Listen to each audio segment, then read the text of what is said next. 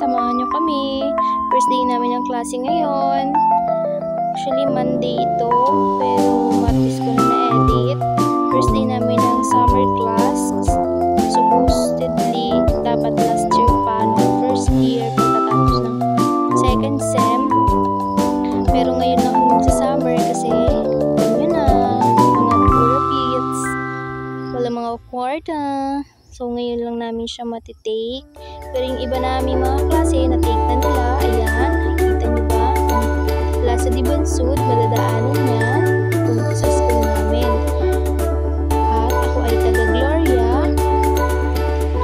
Ang aking driver ay si Mika. Yes, may driver po ako. Dahil po kay Pera.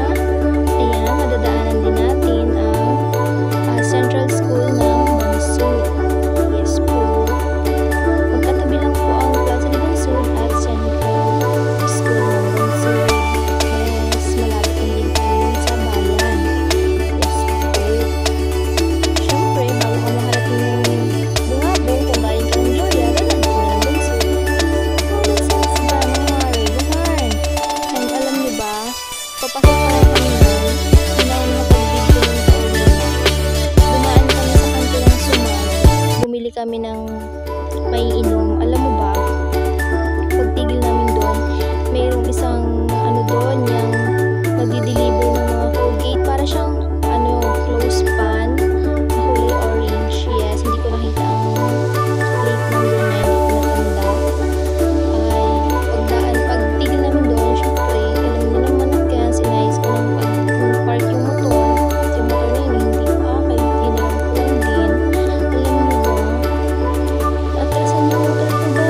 So, syempre, natampas yung motor ko, nagkaskas ka. Tapos, sinigaw na namin yung motor. Alam mo ba, hindi ko alam, hindi niya dinig. Tapos, sinabi namin yung motor namin natumba, nagalit ko yung driver. Alam mo ba? Parang kami kung may kasalanan. Ikaw nga, kung nakaboard na doon sa school habang nag-iintay. Nahanap ang aming classroom, hindi namin makita kung nasaan.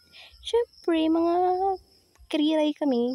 Doon kami tumambay sa kantin. Kahit wala naman talagang gagawin, nakaupo lang naman doon. Ayan, for the chika mga person. At yung lalaki kanina sa video, si Alkin yun, yes, kaklase namin. Sumabay pa, sabay-sabay ng pag-enroll ng summer class. Ayan, di ba? Board na board ang buhay ng mga person. Kita niyo ba yan? For the ayos pa ng hair, kala mo naman habang-haba ng hair.